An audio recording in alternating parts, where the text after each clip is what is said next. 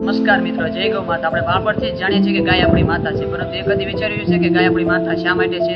શું ગાય માત્ર દૂધ આપવા માટેનું જ પ્રાણી છે?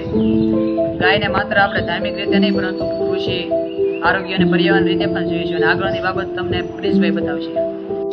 ભારતમાં સૌપ્રથમ જોવા મળતી છે જે ગામે ગામે જોવા મળતી હતી.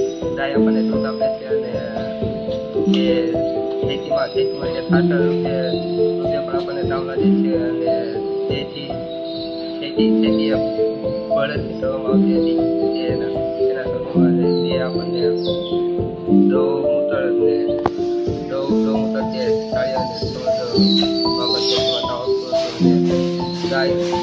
આપણે જાણીએ છીએ કે ગાય બીજા પશુઓ કરતાં અલગ છે. એ કઈ રીતે અલગ પડે છે, એની કઈ રીતે વિશેષ છે? તો ગાયનું જે જીવન છે એ બધું આખું આપણી ઉપર સમર્પણ કરી દે છે.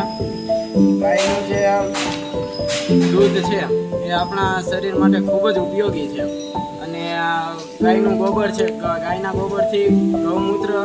ગોબરથી આપણે ગોબર ગેસ બનાવી શકીએ છીએ. અને ગાયનો જે છાણ છે અને ગાયનું ગૌમૂત્ર છે એનાથી આપણે જીવામૃત બનાવી શકીએ છીએ. જે જીવામૃત છે એ આપણા ખેતીમાં ખૂબ જ ઉપયોગી છે. જમીનની જે ફળદ્રુપતા છે એ વધારે છે, અને એમાં જે સારા બેક્ટેરિયા છે એ પણ વધારે જીવંત બનાવે.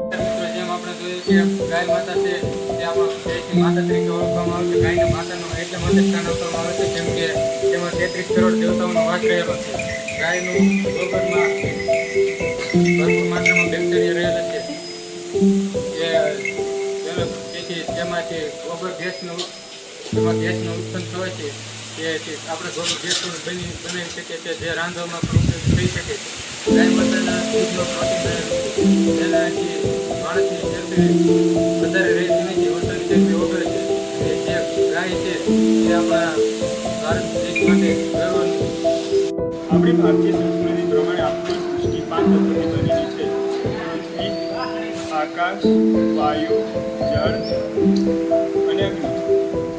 તેમજ ગાયનું જીવન પણ આ 5 તત્વો જોડે જોડાયેલું છે. ગાય જમીન પર રહે છે, ગાય પાણી પીવે છે, તે સૂરજની ઉર્જા અને આ ભૂમિનો ભાગ બને છે. ગાયના ઉત્પાદનથી આપણને